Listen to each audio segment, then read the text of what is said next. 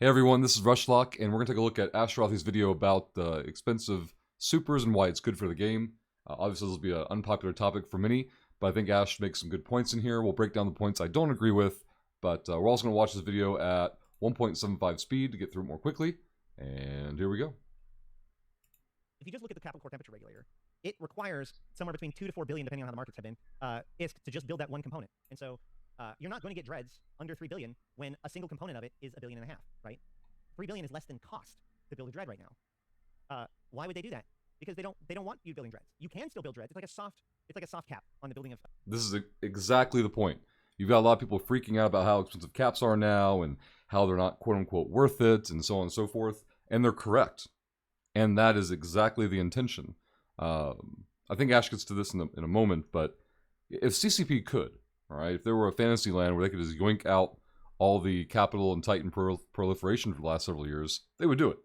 But there's no way to do that without, pissing off player base and upsetting a bunch of nerds. So, and it's a bad solution, right? Taking away things that people acquired, through their own quote unquote effort. I won't say hard work, because let's be honest, solo mining for hours on end, or, solo crabbing under an umbrella is not, risky activity to get big rewards. It was just the end result of a bad, unhealthy game state. Of capitals, right? You can still do it, but it's extraordinarily inefficient. It is far, far, far more efficient to use capitals that were already made.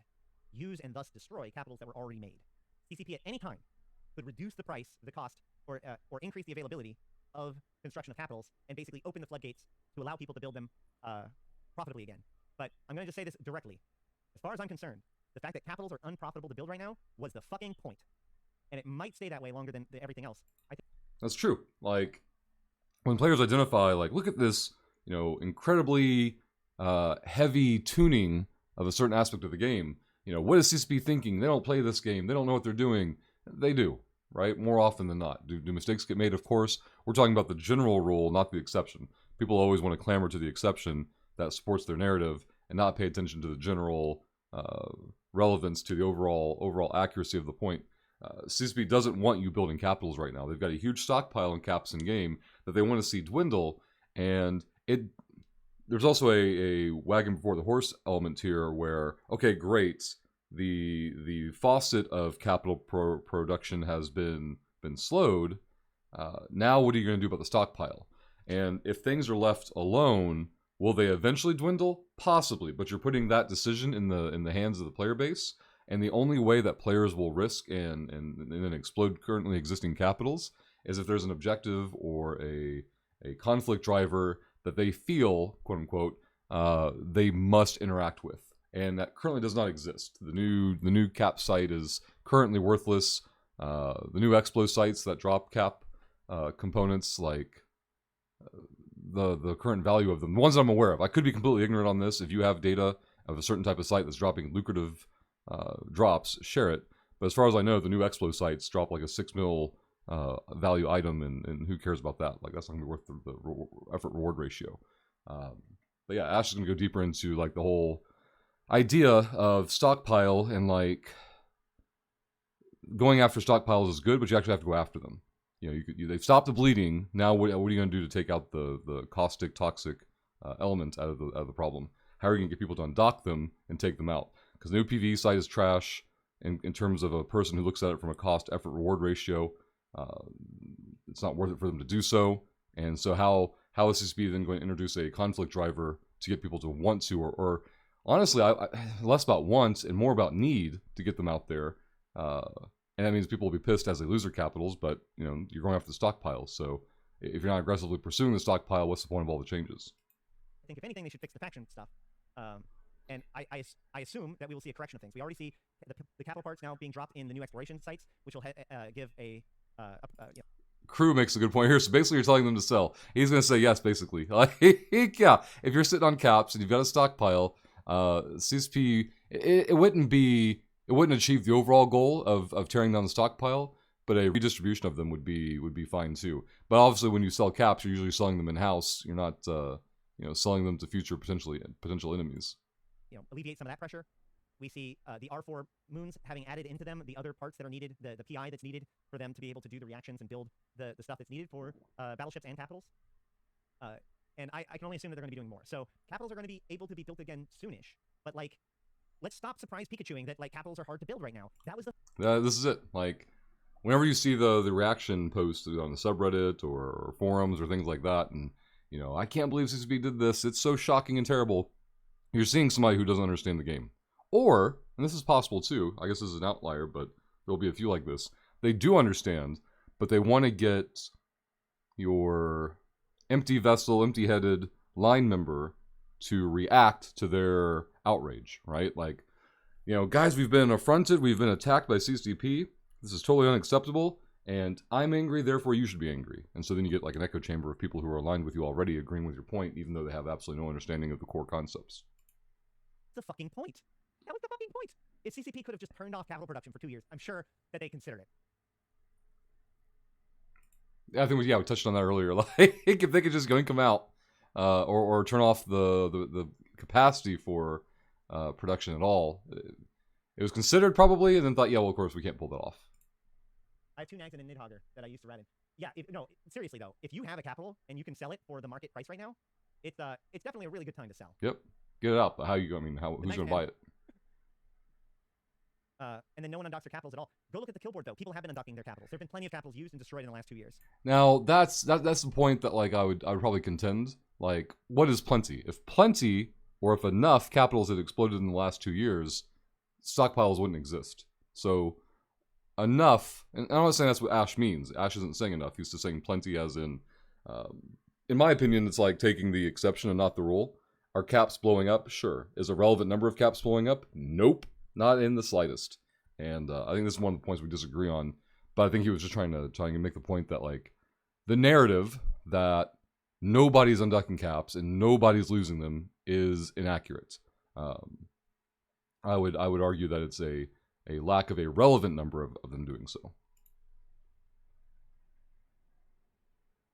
That's a myth. It's been reduced, and you know why? Because it used to be that you had no good reason to not use your capital. Right. There's no reason to... Now you might have to think twice about it. If it really matters to you, you will. If it doesn't really matter to you, you won't. That's good. He's referring to objectives, like, you know, people would just piss away caps because they were so easy to replace. And there's a very loud minority of people who are pushing that agenda, like make caps, you know, negligible again. And Ash is going to get into a point about this, about the idea that the same nerd... Well, we'll just get to it when we get there. But basically, it's like, we want meaningful content, but we also want free capitals. That's a much better decision. The fact that capitals are being used less might be a good sign.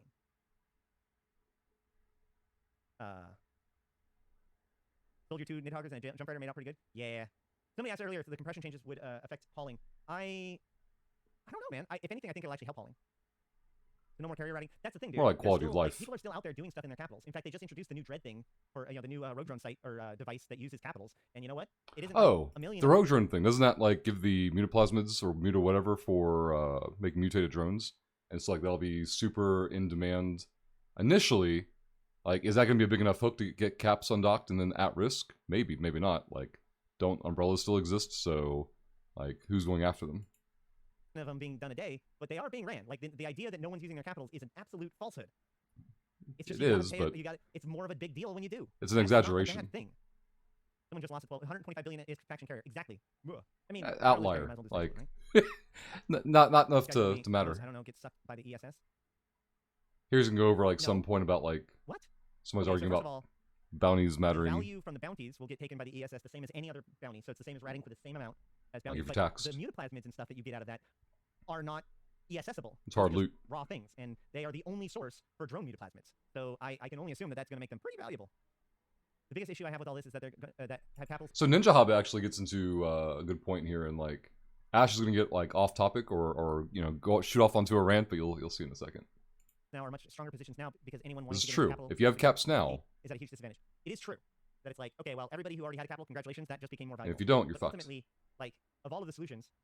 It kind of goes back to that false positive thing, right? Like either you're going to piss off all but who, what new group is going after Sov? If you want capitals to be this like majestic thing, it should be something that's like aspired to, but also I'm guessing they mean new in terms of like new to Sov, right? Seen more as like an end game, maybe even more of a niche. How's new group take a block? They don't. You know, then you can't just like destroy all of the. You can't just delete all the Titans and then start over. So What Yeah, you we do talked about is that too earlier. shut Like, off capital if production, only. and then let Try to stockpiles bleed the run up, stockpiles, but and how are then you going to do it? capital production. Because downers don't want to undock them.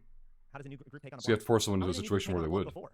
Hold up. If you're a new group, look, the reason why you didn't have enough super This whole tangent he's going to go off on is about how, like, you know, you need Sov to build caps. You need caps to take Sov. That's the falsehood, right? You don't. And I'll save this like 2 minutes.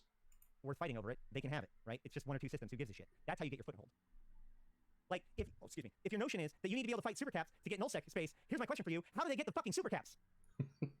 Yeah, new bros. He's gone off the rails at this point. Everybody requires supers. Oh wait, you need null sec to have supers. You don't have null sec, you can't get supers, but you have to fight other people with supers because supers are available. Yay! That's easier for new players. Or making those blocks have to fight with smaller equipment or lower. So Valimir makes a statement here: the hammer always hits the. We're talking about the nerfs. Smaller groups players are hardest. The big group people never understand that. They do. They just don't give a shit, right? Because like, who cares about small groups? There's also an inverted narrative there where like small groups feel like they're entitled to everything in the game, and you're not. Like, if all of Sov is held by a single-digit number of blocks, that's fine. Like, there's no obligation on CCP's part to get players to break up these large organizations. Tier stuff and not using nixes that can fight 50 people in subcaps and get away with it sometimes. Maybe that's not true, but I'm ranting now. But like that, and making it so that the deployment of that nix is fucking trivial to that block. That's what stops the new bros. And this is the core issue. Like, the caps don't matter, right? Maybe that should be the new slogan: caps don't matter, and people want to keep it that way. And I don't know if it was in this little rant he had, but he talks about Rorquals at some point about how some groups were using like the poor new bros, right? They're being hit so hard by this. It's the same people who just want to go out there and solo Rourke mine and rake in the resources. Not the fact that they can't build their own, because they can't build their own anyways yet. Like, they don't care about the new player. It's just, I want free I'm stuff. sure that was everybody's point. Sorry. If it was up to every group of B player. It's funny because people It's true. constantly. Oh, here's a good point. Yeah. Thank you. People constantly are complaining that they want meaning in their conflict. That things like asset safety has caused them to not have any meaning in their loss. And yet, capitals are a God-given right to be affordable. That's the whole problem. The same nerd that will screech about, my poor capital cost, my poor capitals, will also turn around and say, oh, by the way, I want meaningful content. I want things that matter. And that's the problem. That's the true issue, is either that person's trying to spin a narrative and get people echo chambering them, or they're actually an idiot.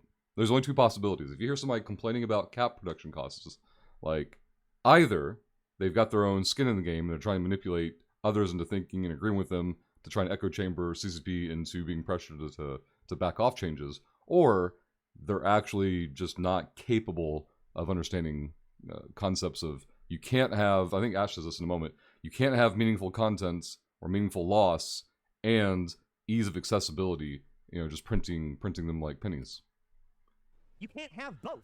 You can't have something be affordable and meaningful to damage about your opponent. All right? Thank you for the follow, T. A new group would just get their supers and titans baited out and killed by a pan fam. How do they get the supers? You can't build supers. He goes back onto sovereignty. the And you have to own that sovereignty for like tangent here. not like He'll 20 days. he'll rein I back don't in. know how long it takes before you can start building supers, but it's not instant.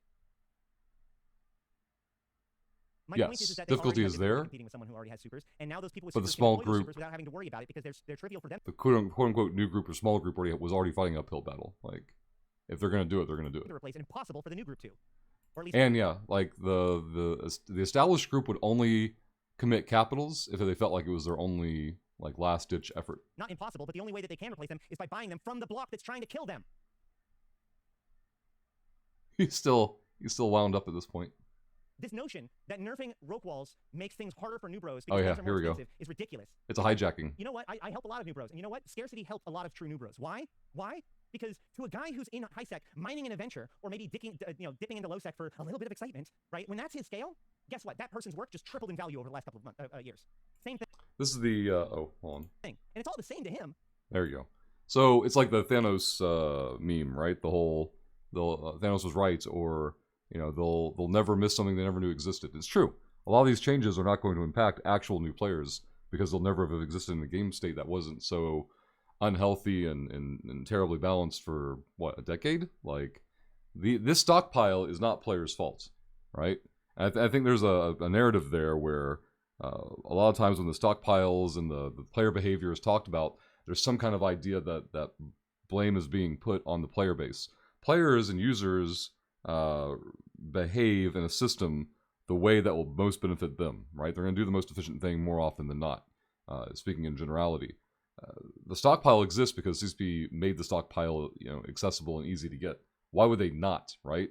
At some point early on, when these original Rourke buffs went in a decade ago, like somebody sat around going, "This is insane," and they're going to let us keep doing this. Go, get everyone in here, get everybody printing, stockpile, because someday, and I don't think they could have ever guessed, how long it would go. Maybe at some point within CCP, they thought, well, if proliferation happens at the point where everyone has everything, it'll be fine. Obviously, that's not the case, but maybe they thought the initial problem of the big blocks being able to rapid accelerate their stockpiling would eventually trickle down to other people, but obviously that's not going to be the case. Eventually, you'll just put up the iron wall and say, all right, we got all the cool stuff, no one else does, or you end up with like 3 houses, 6 houses that do, and then no one else does, and then you end up with these huge stockpiles. Because there's not one stockpile, right? Some are obviously larger and smaller than others, but a lot of organizations have these stockpiles, and they're not going anywhere until drastic change happens.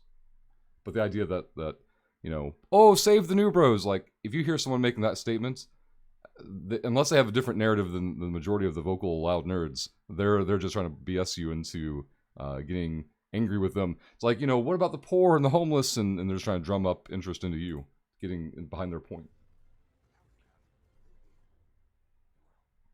Yeah, I'm Ninja. sorry, you're right. Okay, so help me out. I'm not actually trying to yell at you. You triggered a trap card, my bad. But do you understand my point, though? Which is that having Nixes be affordable actually hurts the new bros, because that makes them too expendable to deploy against them. You want T1 to be affordable. You want T1 subcaps to be affordable and accessible. And you want everything beyond that to be a carrot on stick. The new bro has other restrictions preventing them from having Nixes. That's the more calmer way of putting it. But yeah, by nerfing high-end stuff, sure, it reduces overall availability because these high-powered things are no longer completely overwhelming the system. But what it does is it makes it so that work from those lower tier people is more meaningful. And that's the part that's going to be really hard for established players, I guess we'll term them. For players who've been in the game for several years, like that's the change that's hard for them to adjust to. Is they don't see that their going forward efforts will have more meaning. They see that their going forward efforts have less meaning because they see the initial short-term nerf as a reduction. They don't perceive that everyone's going to be under the same condition, and now that your actual power base and your actual wealth is based on your stockpile versus their stockpile. And until somebody gets out there and starts attacking stockpiles being player-based, or CCP provides a conflict driver to incentivize it, we'll just be in the stockpile Cold War. But anyway, that was Ash's video. We're going to put a link to it in the description down below. Go give it a like, give it a view.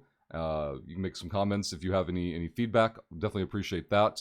But I want to keep this video under 20 minutes, so we better wrap it up now. But guys, thank you very much. Again, comment down below, hit all the buttons. It's YouTube. Algorithm stuff needs to happen. So thank you very much, and we'll see you next time.